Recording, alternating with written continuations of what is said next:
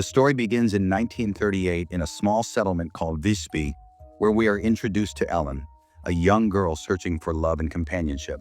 She was very lonely, with no one to love or care for her. Every night she would look up at the sky and pray, pleading with any spirit to save her from her loneliness. One night her prayers were answered in the most terrifying way. The one who responded to her prayers was a horrifying monster.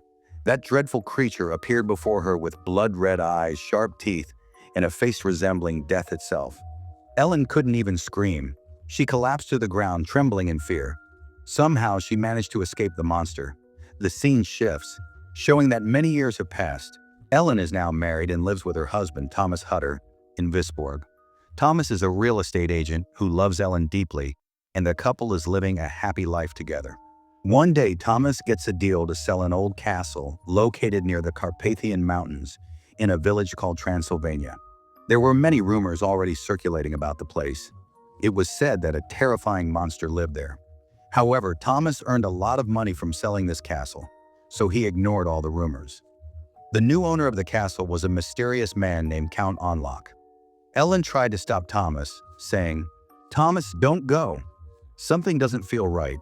Before our wedding, I had a dream where I saw you dead. I'm scared. Please don't go." But Thomas didn't listen to her and set off toward the Carpathian Mountains to complete the deal. In fact, Ellen had heard all those rumors about Transylvania, which is why she didn't want Thomas to go. Ellen had also told Thomas about the monster and how it had attacked her, leaving her barely alive. That incident had been so terrifying that, since then, Ellen's health had deteriorated. She started having strange dreams and would sometimes tremble with fear, which led Thomas to arrange treatment for her. Before leaving, Thomas asked the doctor to take care of Ellen.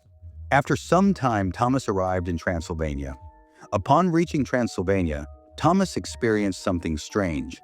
There was an eerie silence, as if someone had died and the people were mourning. The villagers began to avoid him. No one wanted to talk to him. Despite his efforts to learn about the castle and understand the villagers' behavior, no one was willing to tell him anything. One night he saw the villagers piercing a corpse with an iron stake. As soon as the stake entered the corpse's chest, it started trembling and spewing blood. Thomas was terrified and thought about returning home. However, he dismissed the incident, thinking it might be some local ritual. And then, who would want to stay here forever? On top of that, he was going to earn a lot of money from this deal. So he still went to Orlok's castle. Inside the castle, Orlok welcomed him. Orlok looked very creepy, and there was a strange glint in his eyes when he looked at Thomas. Around Thomas's neck was a locket containing a picture of Ellen. "Your wife Ellen is very beautiful," he said, seeing her picture in the locket. Thomas thanked him, but he was beginning to feel suspicious. As the night went on, Thomas started to understand Orlok's intentions.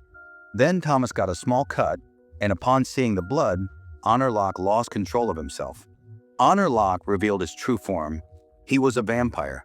Thomas was terrified and couldn't understand how Locke had turned so dangerous so quickly. Before Thomas could do anything to protect himself, Locke attacked him. He drank Thomas's blood and imprisoned him in the castle. The scene was extremely horrifying. Thomas remembered how his wife had warned him not to come here. Somehow, he tried to escape the castle and unknowingly reached Locke's coffin. You must have heard that vampires live in wooden coffins and only wake up at night.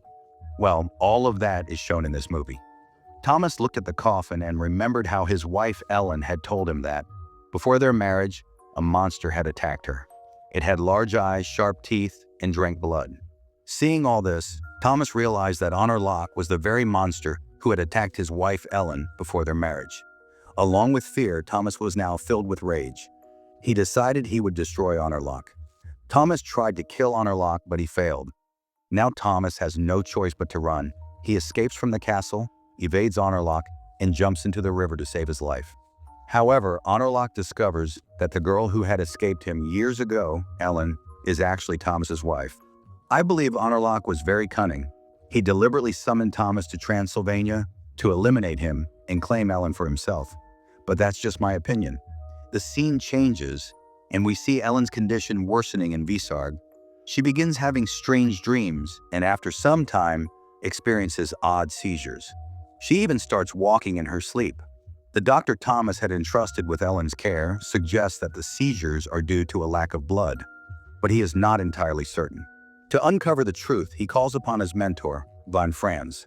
Alban Eberhard von Franz is a renowned Swiss spiritual scientist and expert in occult sciences. He has extensive knowledge of mysticism. Upon examining Ellen's condition, he declares that this is not an illness, but rather a curse from Count Orlok. He is a Nosferatu. Hearing this, Doctor Wilhelm is shocked and asks how to save her. Van Franz explains that a Nosferatu lives in a coffin. It does not feel hunger, but survives solely by drinking blood. It keeps its prey captive and drinks their blood little by little every day. Once nothing remains in the victim's body, it leaves them to suffer. A Nosferatu looks like a normal human, but reveals its true form when it encounters blood. Nosferatu can only come out at night. They never come out in sunlight. If sunlight even accidentally falls on them, they burn to ashes. Now Alan has caught the attention of Nosferatu, that is Orlok, and Orlok has cursed Alan. Everything happening to Alan is because of Orlok, and the only way to destroy Orlok is sunlight. If Orlok is exposed to sunlight, he will burn and die. The scene shifts, and we see that Orlok has now turned his attention to Wisburg to capture Alan. He sets out for Wisburg with the soil of his grave and plague-spreading rats.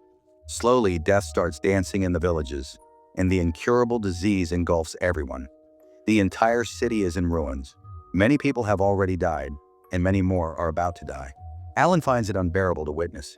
Meanwhile, we see Thomas somehow making his way back to Wisburg, but by then, it is too late. Thomas learns that before his arrival, Orlok had entered Alan's dreams and driven her to madness.